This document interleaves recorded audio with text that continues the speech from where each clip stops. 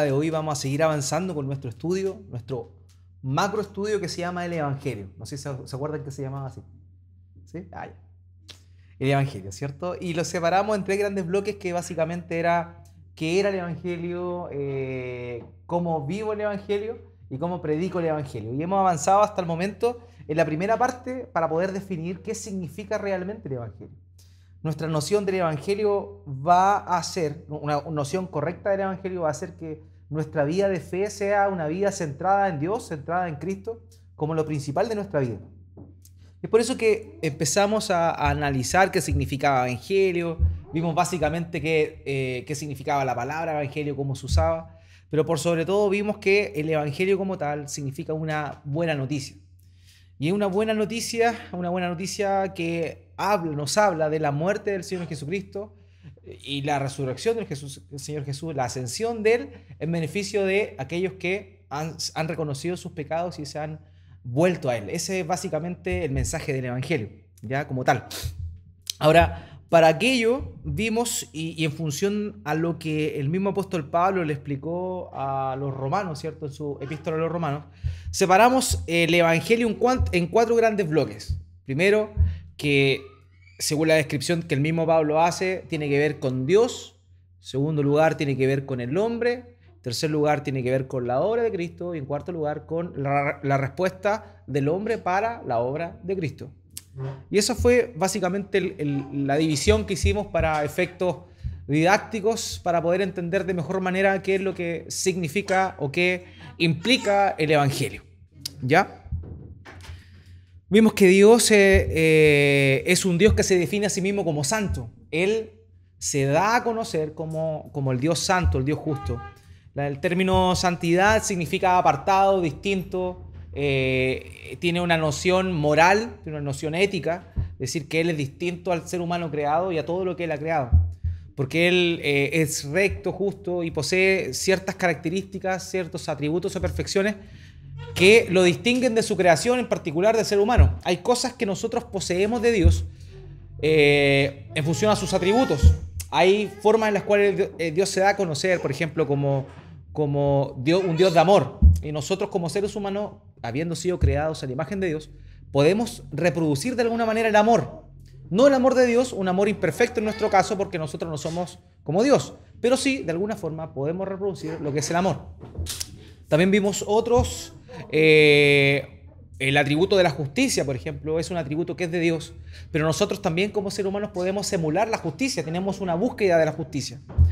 Pero hay otros atributos que solamente le corresponden a Dios, ¿ya? Atributos como, por ejemplo, la inmutabilidad de Dios, que significa que Dios no cambia, que Dios hace una promesa y Él la cumple hasta el final. Nosotros no somos inmutables, nosotros mutamos, o sea, eso quiere decir que nosotros vamos cambiando. Entonces, eso es lo primero, definir quién era Dios. Vimos que Dios era santo, recto y justo. Él se manifestaba de esa forma, de esa manera Él se daba a conocer. Y Él, dentro de su soberanía y de su voluntad perfecta, Él creó un ser humano conforme a su imagen y a su semejanza. ¿Se acuerdan de aquello? Ya. Pero Dios creó a este ser humano con la capacidad de poder elegir, entre comillas. ¿Ya? Lo hizo neutro, con una tendencia ni a lo bueno ni a lo malo. Él solamente conocía lo bueno, que era la obediencia a Dios.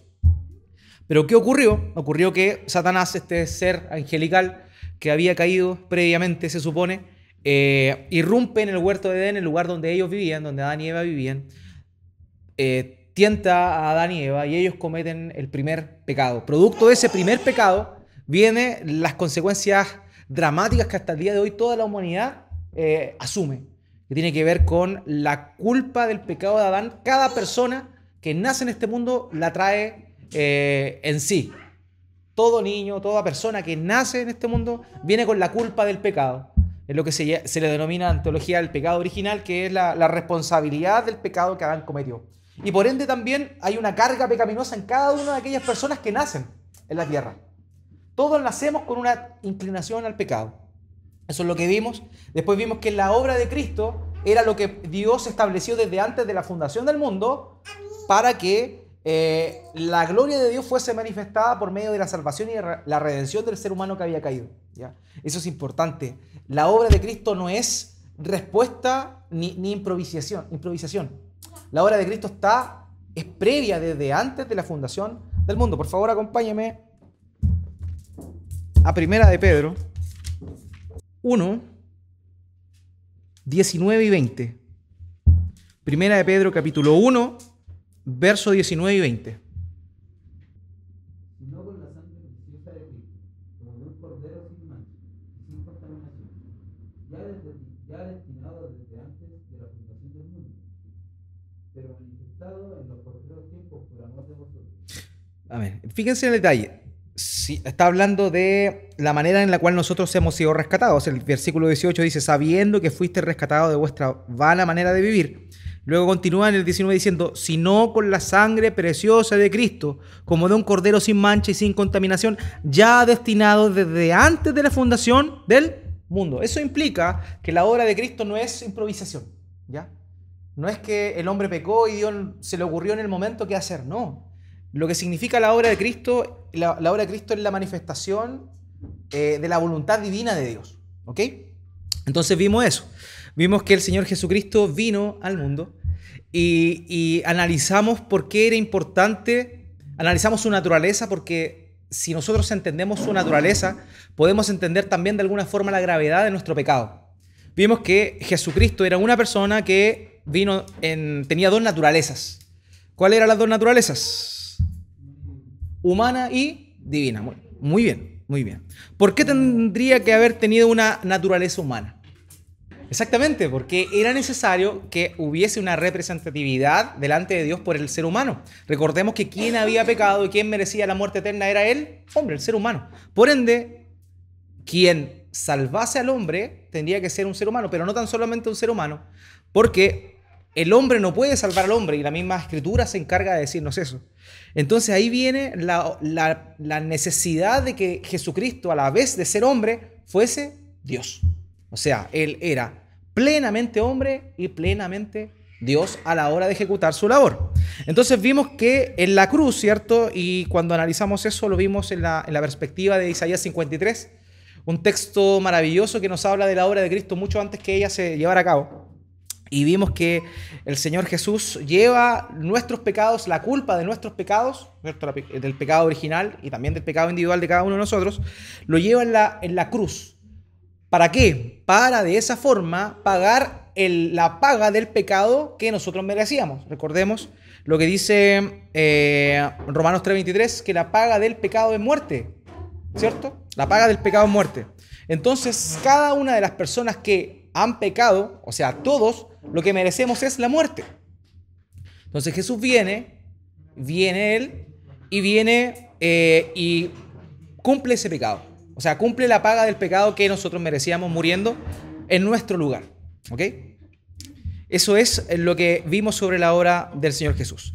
Vimos que no tan solo era necesario que Él muriera, sino también que Él resucitara. Si la obra de Cristo, si Cristo no hubiese resucitado, su obra no hubiese sido completa. Porque para darnos vida eterna era necesario que Él, su sacrificio fuese validado.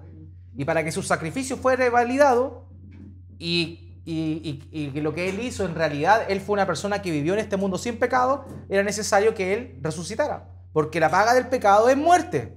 Pero Él no pecó, por ende no podía morir. Y como murió y Él no había pecado, Dios lo resucita al tercer día. Y esa vida Él nos la da ahora a nosotros, aquellos que nos acercamos a Dios por medio de la obra de nuestro Señor Jesucristo. Entonces vimos que Jesucristo muere, resucita, un hecho también importante. Y otro hecho también sumamente importante es la ascensión del Señor Jesús. Jesús podría haber muerto, resucitado, pero si no hubiese ascendido, tampoco la obra de Cristo hubiese sido completa plenamente. ¿Ya? ¿Por qué? Porque el Señor Jesús necesitaba ser entronizado como rey. Entonces, por medio de la ascensión, Él es entronizado como rey y cumple su promesa que había prometido a sus discípulos. Yo no los dejaré huérfanos, os conviene que yo me vaya, no los voy a dejar solo, voy a enviar al Espíritu Santo. Entonces, cuando el Señor Jesucristo asciende, Él asciende, 10 días después, en la fiesta de Pentecostés, viene el Espíritu Santo, se derrama en aquellos que estaban reunidos en aquel aposento y comienza, entre comillas, o en realidad se ratifica la presencia de la iglesia a los redimidos, quienes existen desde el principio de la humanidad, pero que a partir de ese momento de la venida del Espíritu Santo ya se establece, por así decirlo, como iglesia de Cristo. Entonces vimos la importancia de la resurrección de Jesús, muerte de Jesús, resurrección de Jesús y ascensión del Señor Jesús. La semana pasada empezamos a ver lo otro que tiene que ver con el último punto de estos 4 puntos que implica la respuesta del ser humano ante la obra de Cristo, ¿ya? Y lo primero que vimos es que la demanda que Dios hace para aquellos que reconocen la obra de Cristo es creer con fe, creer y tener fe. Y vimos que creer no tan solo implica un conocimiento intelectual. En el infierno está lleno de personas, y en el lago de fuego después en la eternidad va a estar lleno de personas que creyeron en Jesús. No basta con creer. De hecho, el mismo apóstol Santiago en el capítulo 2 dice que los demonios creen y tiemblan. Por ende, no basta solamente con creer en Jesucristo para ser salvado. Eso es lo primero. Lo otro que vimos es que no tan solo se necesita para ser salvado el conocimiento de lo que Jesús hizo, sino que también una aceptación. Pero no todos aquellos que aceptaron la obra de Cristo o que estuvieron a favor de ella fueron salvados. De hecho, vimos el ejemplo de Agripa. De Agripa, ¿se acuerdan? Pablo le dice a Agripa, lo persuade del evangelio y finalmente él le dice, Agripa, yo sé que tú crees. Entonces Agripa le responde, por poco me persuades a ser cristiano. Entonces lo que eso implicaba era que Agripa le era familiar lo que había dicho Pablo en su predicación sobre la obra de Cristo. Sin embargo, él, a pesar de haber sido un simpatizante de aquella obra, él no la asumió y no la aceptó. Entonces, no basta solo con conocer lo que Jesús hizo, no basta solo con simpatizar con lo que Jesús hizo. Lo necesario para esto es tener fe. Y la fe implica no tan solo creer en lo que él hizo o en lo que él dijo, sino creer en quién es él. El famoso pasaje de Juan 3:16 dice, porque de tal manera amó Dios al mundo que dio a su Hijo unigénito. ¿Para qué? Para que todo aquel que en él cree no se pierda, más tenga vida eterna. Y lo vimos la semana pasada. Que eso no dice para todo aquel que le cree. Porque si dijera el que le cree, está implicando solamente lo que él dijo. Por eso el texto dice, para que todo aquel que en él cree, es decir, en su persona, en su obra, en todo lo que engloba la persona de Jesús. ¿Ya?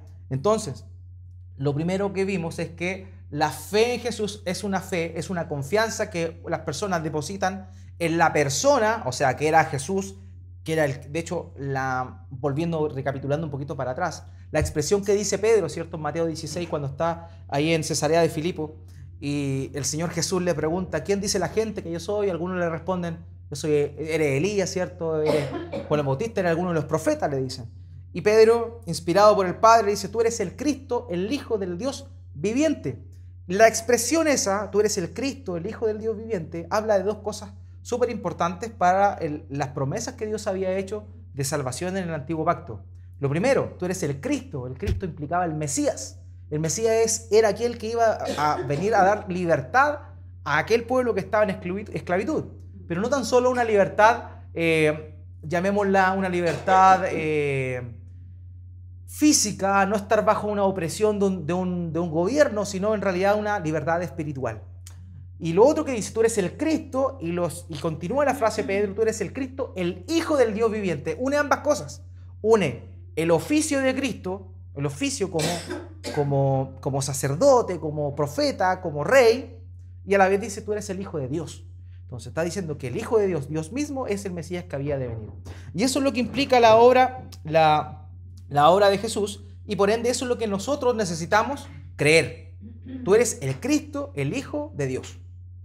Eso es lo primero, insisto, no tan solo ser un simpatizante de lo que Jesús dijo e hizo, sino creer efectivamente que lo que Él hizo tiene validez y Él es una persona plenamente capacitada para hacer lo que hizo. ¿Ya? Esa es fe, es confianza en lo que Él hizo y en lo que Él es. Eso es lo que implica la fe. Y lo segundo que vimos, frente a la respuesta que Dios había preparado para la obra del Señor Jesús, era el arrepentimiento. Y vimos acerca del arrepentimiento, ¿se acuerdan? Vimos el arrepentimiento y vimos que el arrepentimiento implicaba conversión. Y conversión, etimológicamente hablando, significa cambiar de dirección. Es decir, las personas vivían e iban hacia un final. Ese final era el pecado. Cada uno de nosotros vivíamos en esa condición. Íbamos a rienda suelta al pecado, ¿ya? Pero a la hora de convertirnos significa que nosotros dejamos de seguir al pecado y nos damos vuelta y ahora miramos a Dios. Eso es lo primero, la conversión. Y lo otro que implica el arrepentimiento es el dolor por haber hecho lo que hice. Eso también es sumamente necesario a la hora de hablar del arrepentimiento. Hay un dolor en el corazón, hay un pesar en el corazón por aquella falta que cada uno de nosotros hemos cometido. Entonces el arrepentimiento implica cambiar de dirección, es decir, un cambio en 180 grados. Implica también un dolor en el corazón por los pecados que hemos cometido, por haberle fallado a Dios. Y lo tercero que implica el arrepentimiento es la decisión firme de dejar aquello que quedó atrás. Si yo antes tenía un problema con un pecado determinado, yo decido, sé que mis fuerzas no lo puedo hacer, pero yo decido de verdad no volver a pecar y a fallarle a Dios en aquella cosa que yo sé que le he fallado. Esas son las tres cosas que a grosso modo implican el concepto de arrepentimiento. También hablamos de que no tan solo el arrepentimiento implica un dolor, debe haber dolor en nuestro corazón por las cosas que hicimos, pero no necesariamente implica tan solo dolor, porque yo puedo sentirme apenado por lo que hice y no cambiar, o no cambiar mi forma de pensar, porque arrepentimiento finalmente lo que implica es cambiar mi forma de pensar, mi forma de vivir.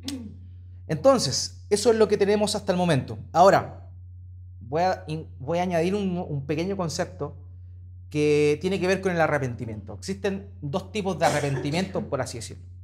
Uno, un arrepentimiento falso, y el otro, el arrepentimiento verdadero. El arrepentimiento falso es aquel que solo, como les decía, tiene que ver con un pesar en el corazón, pero más allá de eso tiene que ver con un pesar por la retribución al castigo.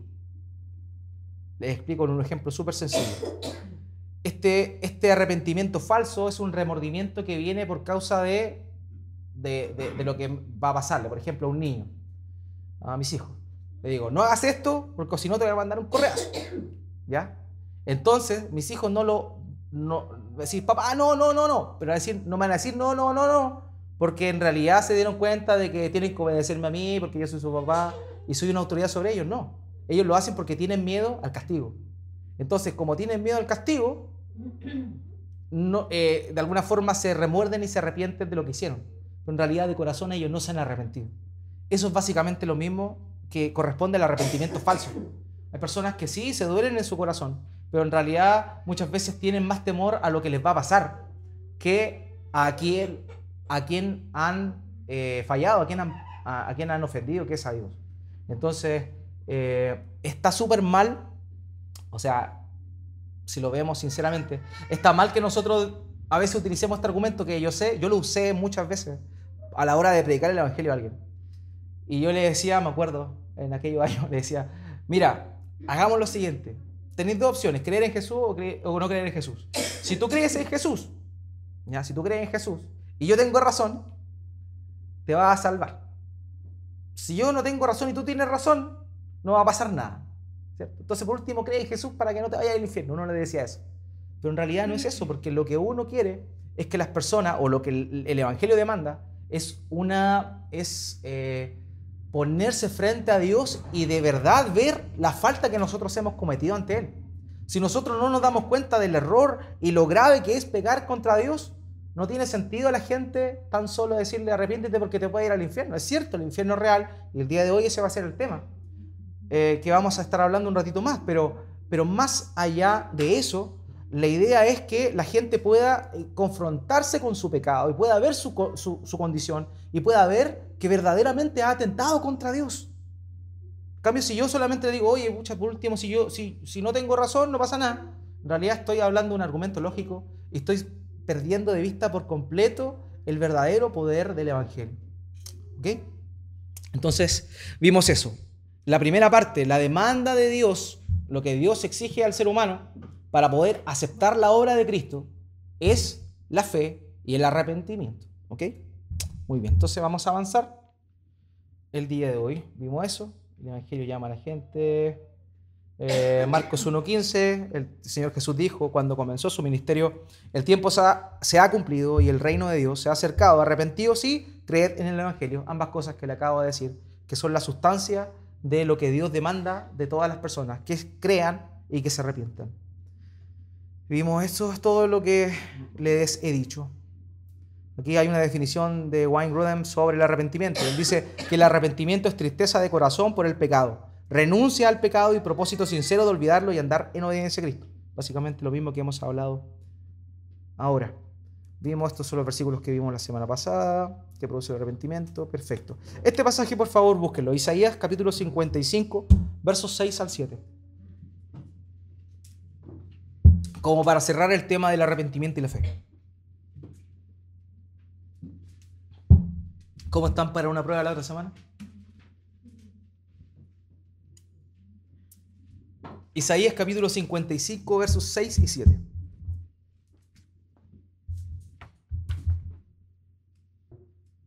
Llamadle en tanto que está cercano. Deje limpio su camino y el hombre inicuo sus pensamientos. Y vuélvase a Jehová, el cual tendrá de él misericordia, y al Dios nuestro, el cual será amplio en perdón.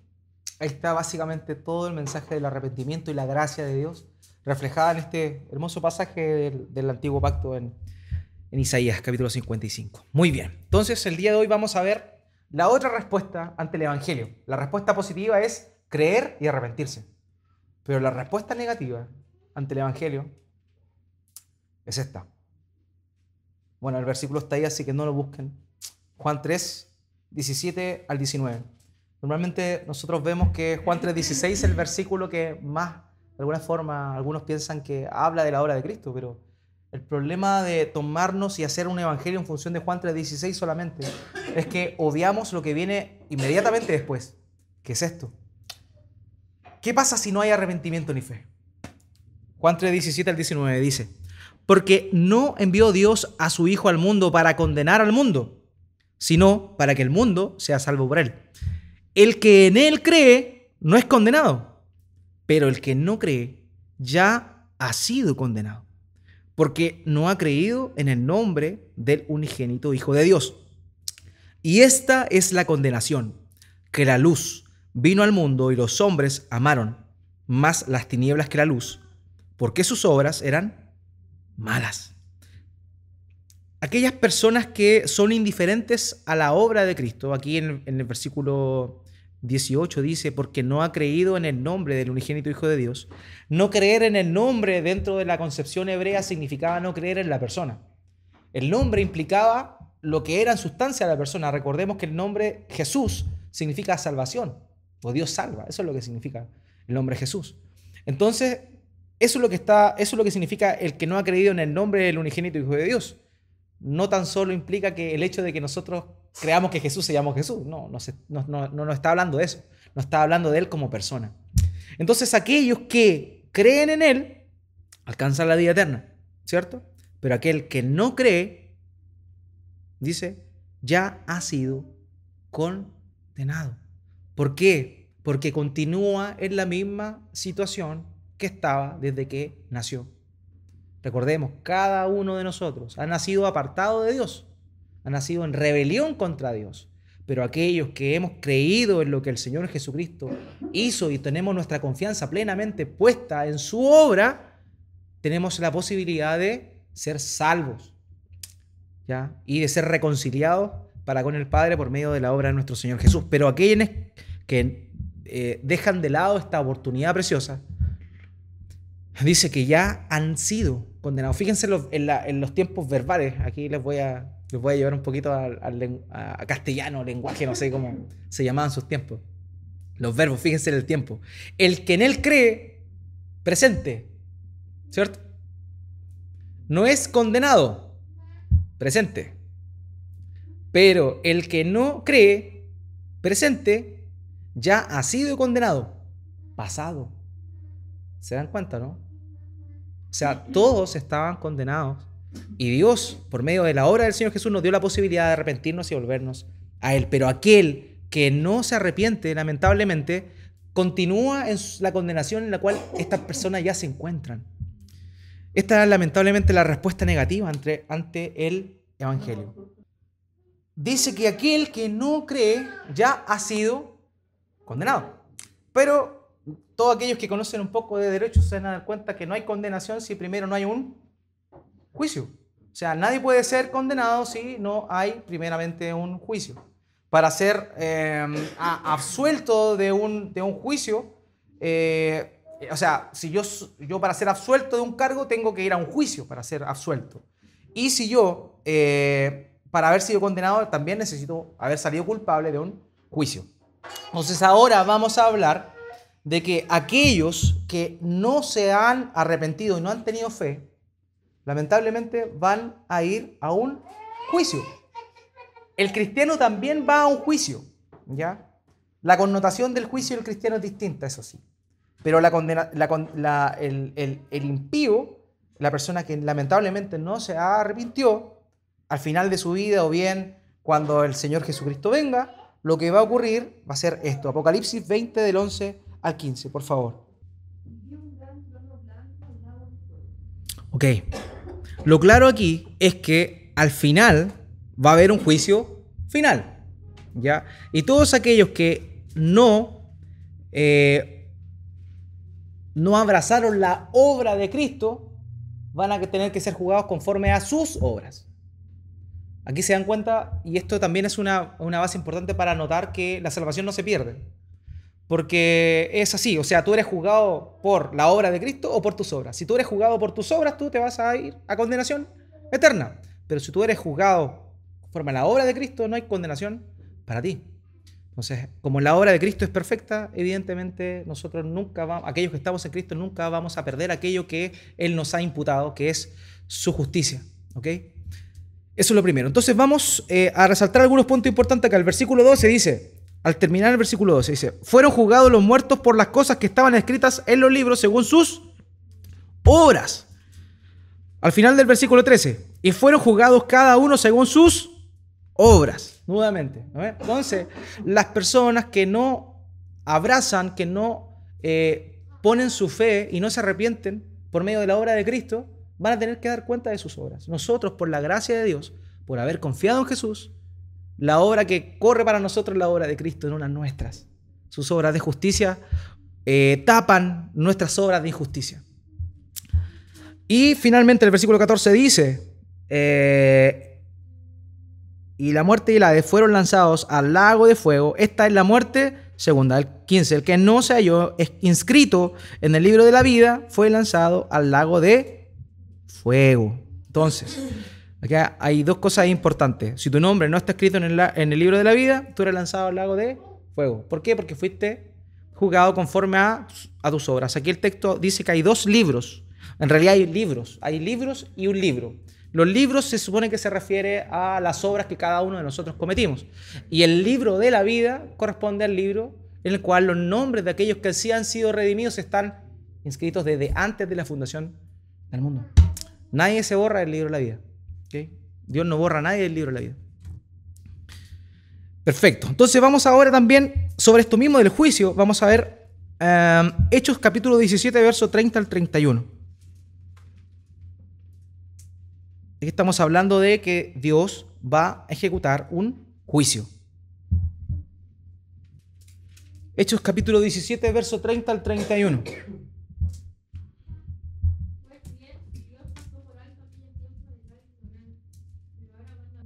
Amén. Entonces él dice que él manda a todos, ahora manda a todos los hombres en todo lugar que se arrepientan. ¿Ya? ¿Por qué? Por cuanto ha establecido un día en el cual él juzgará al mundo con justicia. Vimos que Dios es santo y que Dios es justo. Por ende, lo más común es que él haga juicio justo con respecto a lo que las personas, lo que los hombres hicieron en obediencia o en desobediencia a él, ¿ya? Aunque sabemos que nuestras obras buenas no tienen valor alguno frente a la justicia de Dios. Ahora vamos a Romanos capítulo 2, versículo 5 para volver a fortalecer esta idea de que va a haber un juicio final y que todas las personas van a tener que presentarse ante aquel juicio. Romanos capítulo 2, versículo 5.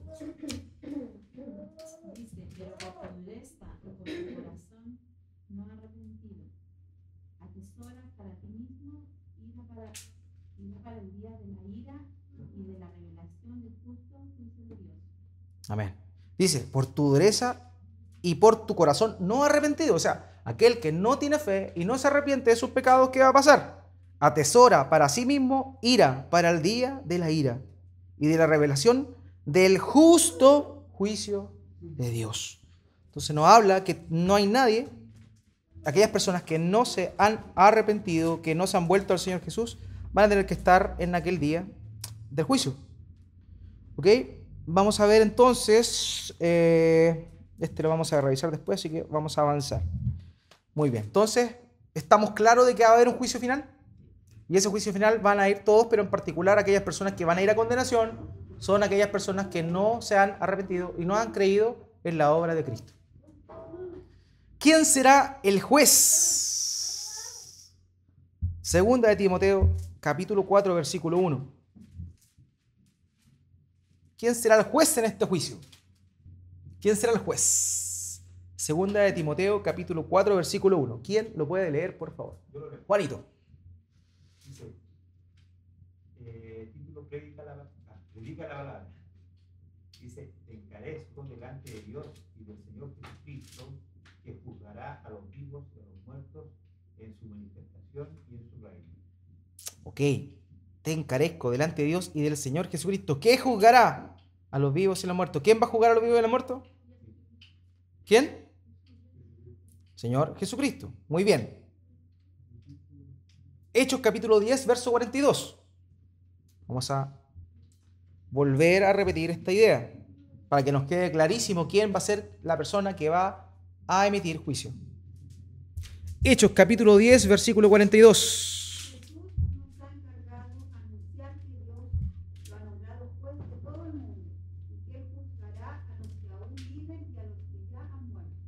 Amén. La Reina Valera dice, y nos mandó que predicásemos al pueblo y testificásemos que Él es el que Dios ha puesto por juez de vivos y muertos. ¿Y qué decía esa versión? ¿Quién era? Jesús, el Hijo de Dios. Mateo capítulo 25, no, perdón, Hechos 17, váyase ahí mismo en Hechos 17, 31. Por cuanto ha establecido un día en el cual juzgará al mundo con justicia, por aquel varón de quien designó, dándose a todos con haberle levantado los muertos. ¿Quién fue el varón a quien Dios designó y le ha dado fe por haberle levantado los muertos? Cristo Jesús. Muy bien. Capítulo 25 del Evangelio de Mateo. Mateo, capítulo 25, verso 31 al 33. Ok, entonces, ¿quién es el que viene en su gloria y se sienta en su trono a juzgar? El Hijo del Hombre. ¿Y quién dijo yo soy el Hijo del Hombre? Jesús. Entonces, nos queda más que claro que la persona a quien va a juzgar en aquel juicio va a ser el mismo a quien despreciaron. Aquellas personas que lamentablemente no van a ser salvadas de la ira de Dios, del justo juicio de Dios. Eso es lo primero. Lo otro, ¿quiénes van a ser juzgados en ese lugar? Apocalipsis capítulo 20, verso 12. Apocalipsis capítulo 20, verso 12. ¿Quién lo los muertos, grandes y pequeños, de pie ante Dios. Y los libros fueron abiertos, y otro libro fue abierto, el cual es el libro de la vida. Y fueron juzgados los muertos por las cosas que estaban escritas en los libros, según sus obras. Ok. Dice, vi a los muertos grandes y pequeños de pie ante Dios. Eso no habla de todo tipo de personas. Grandes y pequeños.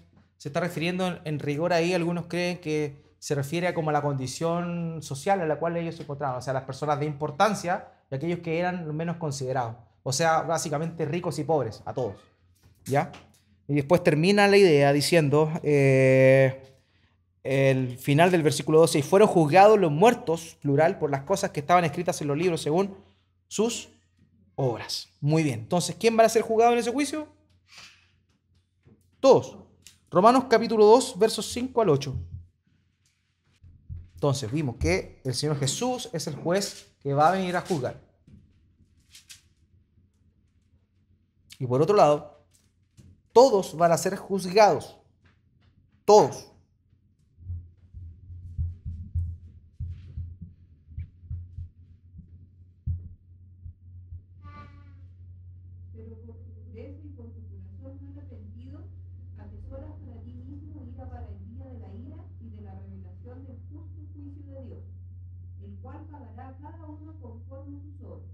vida eterna a los que perseverando en bien hacer buscan gloria y honra e inmortalidad, pero ira y enojo a los que son contenciosos y no obedecen a la verdad, sino que obedecen a la injusticia. Ok, entonces va a haber un día donde se va a revelar el justo juicio de Dios y Dios va a pagar a cada uno conforme a sus obras, ¿cierto? Habla de los que perseveraron en bien hacer, le va a dar vida eterna, pero el foco de este estudio en particular está en aquellos que no creyeron al Señor Jesucristo. Por ende, vamos a fijarnos en el versículo 8 que dice, pero ira y enojo a los que son contenciosos y no obedecen a la verdad, sino que obedecen a la injusticia. Es decir, ¿quiénes serán juzgados en ese juicio? Todos, todos, todos, todos, todos. Muy bien, entonces, vimos que el juez será el Señor Jesús. Primero, que va a haber un juicio, que el juez de ese juicio va a ser el Señor Jesús, y también que todos van a ser juzgados en ese juicio. Todas las personas que han existido desde el comienzo, desde Adán hacia adelante. Y lo que vamos a ver ahora va a ser que en este juicio va a haber grado de castigo. Las personas que no han creído y no han confiado en el Señor Jesús van a ir a la condenación. Pero en esa condenación hay grado de castigo. O sea, las personas que hicieron cosas que son a la vista de Dios más graves van a recibir una retribución mayor que aquellos. Todos van a estar en el mismo lago de fuego y de azufre. Pero de alguna forma el nivel de castigo eterno va a ser distinto en virtud de algunas cosas. Y estas son las cosas que van a determinar eso. Apocalipsis 22 al 13. Ya lo habíamos leído, pero aquí aparece, vamos a leer, a fijarnos en otra cosa de este pasaje. Apocalipsis 20 del 12 al 13. Abogado ante el Padre de el Rey. ¿Quién va a ser nuestro abogado? Jesús. Pero acá figura como que es juez. Puede ser parte y, o sea, en un juicio, sí, o es juez. O las es dos abogado. cosas, exactamente. Pero el Señor Jesucristo, así como fue rey y sacerdote, a la vez es juez y abogado en nuestro caso. Pero ahí, o sea, yo lo entiendo, el Todopoderoso, él maneja el universo y él sabe lo que hace. O sea, yo no pretendo en lo más absoluto discutir ese punto. O sea, yo soy la antena de una hormiga, como para... Pero a lo que me refiero, o sea, me cuesta como entender el que a uno lo va a estar juzgando, pero a su vez le va a decir, no, mira, si en realidad, o sea, va a ser el juez, pero a su vez el abogado. Es que en el caso de los creyentes, como vimos ahora, el foco de lo que estamos analizando es en virtud de aquellos que no obedecieron al Señor. Entonces, lo que usted nos está planteando es en función del otro lado, aquellos que sí hemos recibido la obra de Cristo y el Señor Jesús efectivamente va a ser el juez, pero el abogado. Pero esto es un paréntesis, porque como no es el tema, pero voy a darlo a entender igual. La idea es que el Señor Jesús, cuando ocurra este juicio para aquellos que hemos sido justificados por su obra, en este caso no va a haber una justicia, por así decirlo, retributiva en función al pecado, sino va a ser una función retributiva en función a la obra de Cristo. O sea, aquello que el Espíritu Santo hizo por medio de nosotros, aquellas obras que nosotros hacemos ahora en Cristo, son las que van a contar a favor de nosotros en aquel juicio. A diferencia de las personas que no conocieron al Señor Jesús, que ese juicio para ellos va a ser de condenación. Entonces, para ellos es de condenación eterna, pero para nosotros va a ser por medio de la obra de Cristo, como es nuestro abogado a la vez de nuestro juez, Él va a darnos a nosotros premios y galardones en función de aquello que nosotros hemos hecho. Por eso dice, ya sea bueno o sea malo. Y vimos el versículo de Romanos, el cual decía, el cual pagará a cada uno conforme a sus obras. Vida eterna a los que perseverando en bien hacer buscan gloria, honra e inmortalidad, pero ira y enojo a los que son contenciosos y no obedecen a la verdad. Entonces, claro, en ese mismo juicio va a haber una sección A y una sección B. Por eso también en Mateo capítulo 25 habla de que va a separar a corderos y a cabritos. Entonces, hace esa distinción y funciona como juez en una y como juez y abogado en la otra. Y hay que tener claro también cuando uno le explica a alguien que no sabe demasiado en relación a que no por sus obras seréis juzgados, sino por fe.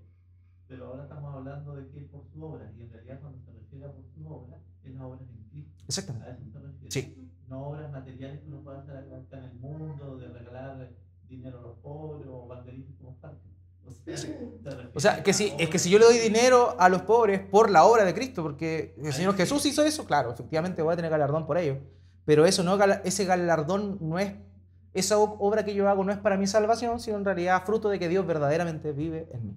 Claro, entonces, justamente con eso Dios demuestra que, porque ahí le entran todos humildes y ricos, digamos. O sea, porque Claro. si yo no tengo dinero, ¿cómo voy a poder hacer obras monetariamente? O sea, con suerte me alcanza para sobrevivir yo. Y, o sea, el asunto es obras en Cristo, no obras materiales como Sí, está bien. el velar por nuestro prójimo, el hacer lo que Él nos enseñó, digamos. Exactamente, sí, está bien, Juan. Lucas 12, 47 al 48. Este es más explícito. Ya, Lucas capítulo 12, verso 47 al 48. Ya poco fue. A todo el que se le ha dado mucho, se le exigirá mucho. Y al que se le ha confiado mucho, se le pedirá aún más. Muy bien, ¿qué nos está diciendo este pasaje? Que a la hora del juicio, aquellas personas que conocían de alguna forma la voluntad de Dios, pero no la hicieron, van a tener un grado de castigo superior a aquellos que no la conocían. Entonces, muchas veces, para la gente mantenerse en ignorancia es beneficioso. Por ejemplo, el caso típico que siempre sale a relucir: el africano que nunca oyó del Señor Jesucristo. Él no se va a ir al cielo porque no creyó en Jesús, pero su condenación va a ser menor, su grado de castigo por la eternidad va a ser menor que aquel que vivió en Latinoamérica y que conoció el Evangelio de alguna forma u otra. ¿Okay? Lo otro, Lucas capítulo 20, verso 47. Aquí está hablando de los fariseos. Lucas capítulo 20, verso 47. Aquí vuelve a reforzar la idea, la misma que acabamos de ver, pero es mucho más directa. Lucas capítulo 20, verso 47. Jesús acusa a los escribas que devoran las casas de las viudas y por pretexto hacen largas oraciones. Estos recibirán mayor condenación. O sea, aquellos que devoraban las casas de las viudas y tenían el pretexto espiritual de ir a hacer oraciones a sus casas, van a recibir mayor condenación. Por eso es que aquellos que dicen ser creyentes y son pastores de alguna iglesia erige que no predica el Evangelio de Jesús, pero que ellos dicen predicar a Cristo, ellos van a tener una condenación mayor, porque ellos, so pretexto de hacer la voluntad de Dios, pervierten y pierden al rebaño del Señor Jesucristo. Eso es lo que está diciendo de alguna forma aquí el Señor. Otra cosa que va a agravar o también definir el grado del castigo. Mateo capítulo 12, verso 36. Mateo 12, 36. Mas yo os digo que de toda palabra ciencia que hablen los hombres, de ella darán cuenta en el día del juicio. Ok, o sea que también el nivel de castigo que las personas van a tener también va a ser en función a aquellas cosas que dijeron. O sea, se dan cuenta que cada vez es más terrible esto. Eclesiastés capítulo 12, verso 14. Eclesiastés capítulo 12, verso 14. Entonces estamos hablando del juicio de Dios, ¿cierto? Dice, porque Dios traerá toda obra a juicio, juntamente con toda cosa encubierta, sea buena o sea mala.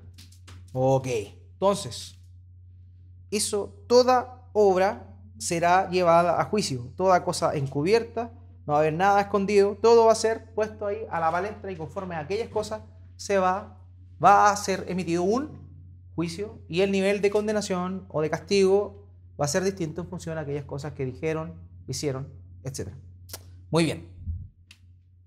¿Se entiende hasta el momento, no, hermanito? Ya. Y aquí está lo más terrible de esto. Todo va a salir a la luz. Romanos capítulo 2, verso 16.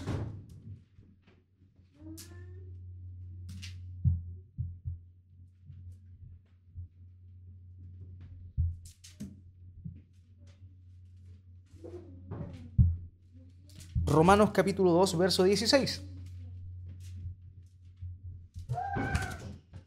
Dice, en el día en que Dios juzgará por Jesucristo los secretos de los hombres conforme al Evangelio. Los secretos de los hombres van a ser juzgados conforme al Evangelio del Señor Jesucristo. Entonces, no va a haber nada que no se vaya a saber. Lucas 8, 17, perdón. Lucas 8, 17. ser manifestado, ni escondido, que no haya de ser conocido y de salir a la luz. Ok, nuevamente se refuerza la idea, todo va a salir a la luz, nada va a quedar escondido. Así que toda persona está desnuda delante de Dios, porque Dios es un Dios omnisciente que todo lo sabe y que evidentemente tampoco va a ocultar nada. Dios no es alcahuete de nadie. Muy bien. Pero ¿cuál es el beneficio de esto? Si es que lo podemos ver desde la perspectiva de un beneficio. O sea, las personas que no reciben la obra de Cristo van a ir a condenación. Y la condenación vamos a ver más adelante que es el lago de fuego y azufre que arde por los siglos de los siglos.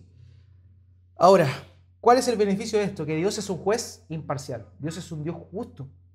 Dios, muchas veces, cuando uno habla de infierno, se subentiende una idea de un castigo cruel.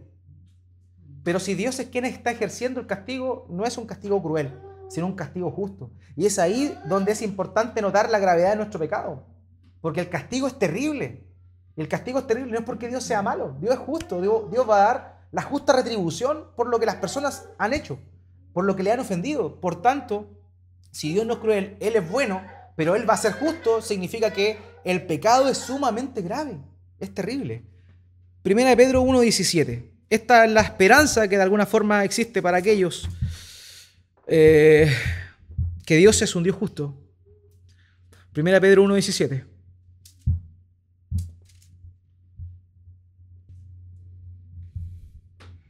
¿Quién lo puede leer, por favor?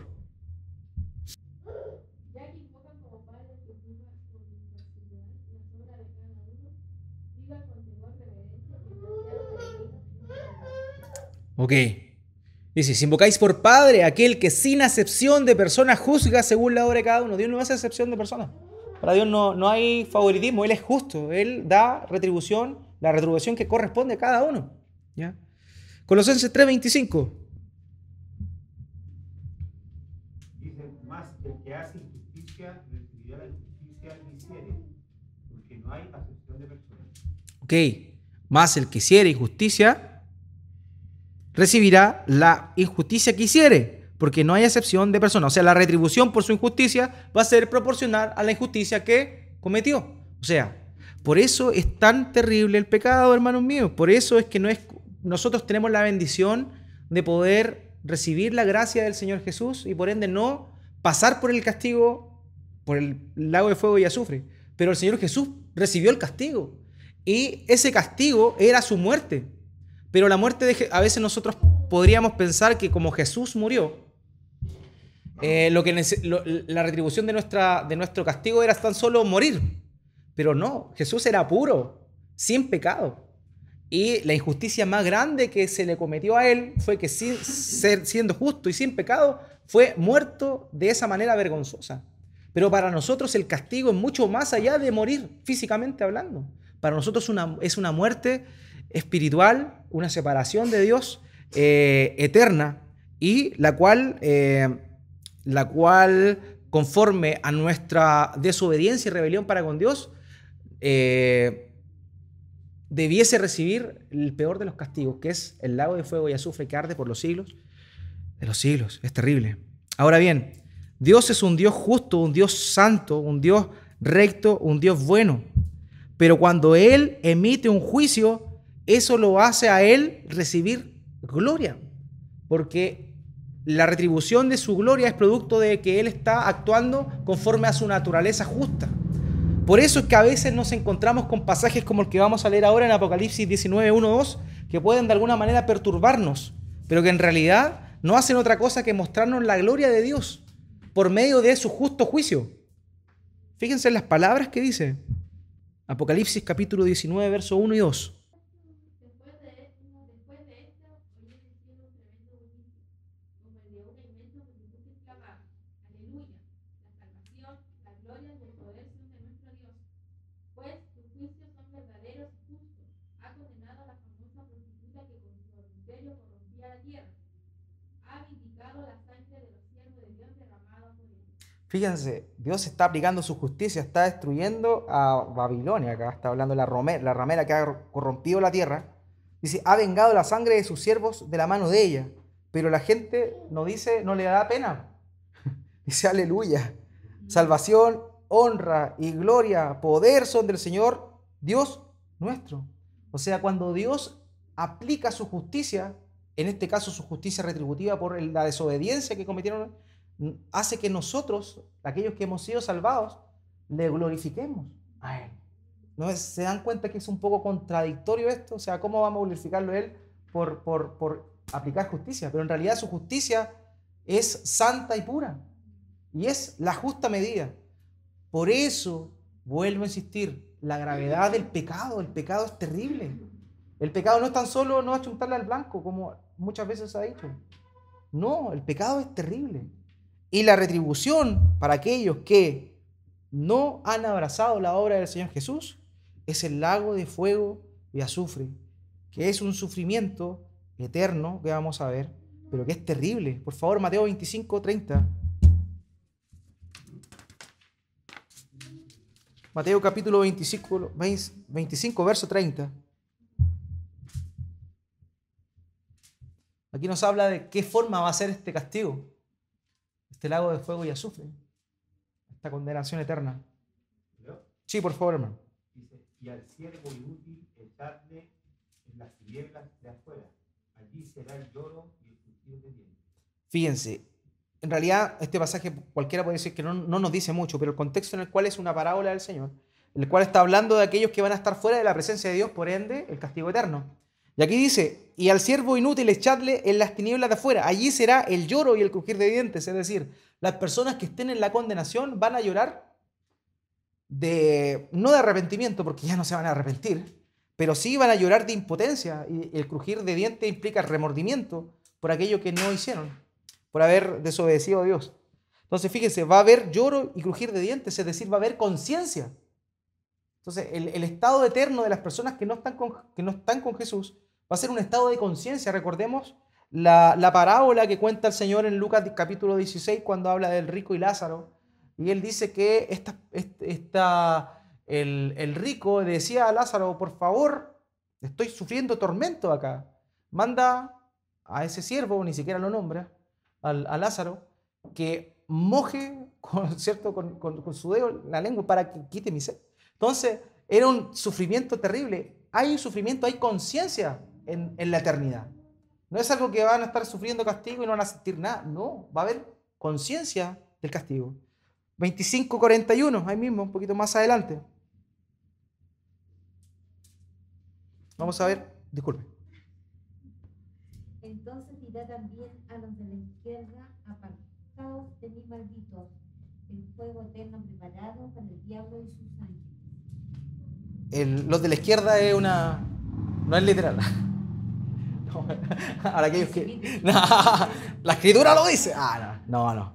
Dice, a lo de la izquierda está refiriendo al contexto de la parábola, los cabritos y los corderos. Ese era el contexto. Ahora bien dice, entonces dirá también a lo de la izquierda, apartados de mí, malditos. Es decir, las personas que se van al castigo eterno son malditos. Al fuego eterno. Preparado, no era ni siquiera preparado para las personas. Era preparado para el diablo y sus ángeles. Pero ahí van a ir a dar las personas. Y los de la izquierda. Marcos capítulo 9, verso 43. Nos habla de que va a haber un sacrificio, o sea, va a ser un castigo que se va a sentir, ¿cierto? Va a ser eterno, pero también se va a sufrir en un cuerpo. Va a haber un cuerpo. Las personas, no en su cuerpo físico de ahora, pero sí va a haber un cuerpo. Las personas van a resucitar, unos para salvación y otros para condenación, pero aquellos que resuciten para condenación también van a tener un cuerpo físico, no el mismo que tienen ahora, pero sí un cuerpo físico. Marcos capítulo 9, verso 43. Dice, si tu mano te fuera ocasión de caer, córtala. Mejor te es entrar en la vida manco que teniendo dos manos ir al infierno, al fuego que no puede ser apagado. Que vimos entonces que este fuego era eterno y ahora vemos que este fuego no es apagado nunca. No sé si ustedes se han quemado alguna vez con los fósforos siquiera. Terrible el dolor. Imagínense un fuego que no se apaga, un fuego que quema. Evidentemente este fuego no es literal, es un símbolo, pero que implica el nivel de dolor que va a haber por la eternidad. Este fuego nunca se apaga. Apocalipsis 14, 11. Y el humo de su tormento sube por los siglos de los siglos. No tienen reposo de día ni de noche los que adoran a la bestia y a su imagen, ni nadie que reciba la marca de su nombre. Ya. El humo de su tormento sube por los siglos de los eterno, por siempre, y no tienen reposo, ni de día ni de noche. No hay reposo. Ahora, los que adoran a la bestia y a su imagen, ¿cierto? Ni nadie que reciba la marca de su nombre. Ahora, ese pasaje también tiene una aplicación el día de hoy. ¿Por qué? Porque aquellos que no adoran a Dios, ¿a quién adoran? También, la bestia. En fin. Entonces, eso es importante. ¿Sí? Está bien. Entonces, eso es. Este humo, este tormento es eterno. Este fuego no se apaga. Este gusano, dice también un texto del gusano, el que carcomía el cuerpo, el cadáver, dice que no muere. Es decir, esa es la idea, ese es el símbolo del sufrimiento eterno de aquellos que van a estar y que por haber despreciado la obra del Señor Jesucristo. Ahora, por favor, segunda de Tesalonicenses, capítulo 1, verso 9, para terminar. Los cuales sufrirán penas de eterna perdición, excluidos de la presencia del Señor y de la gloria de su poder. Sufrirán pena de eterna perdición, excluidos de la presencia del Señor y de la gloria de su poder. Ese es el final de aquellos que están sin Cristo. Y la verdad es terrible.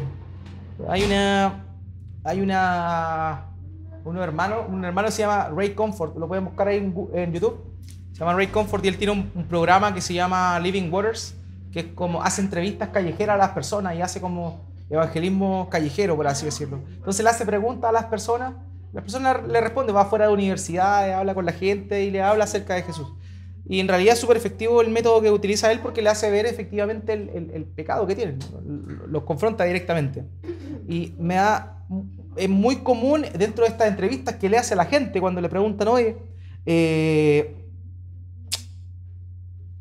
¿qué pasa si yo tengo razón? Lo que les decía, y efectivamente Cristo, toda la obra de Cristo es verdadera y existe un cielo y existe un infierno. ¿Dónde crees que te irías tú? Entonces la mayoría dice, si es así como tú dices, creo que me iría al infierno.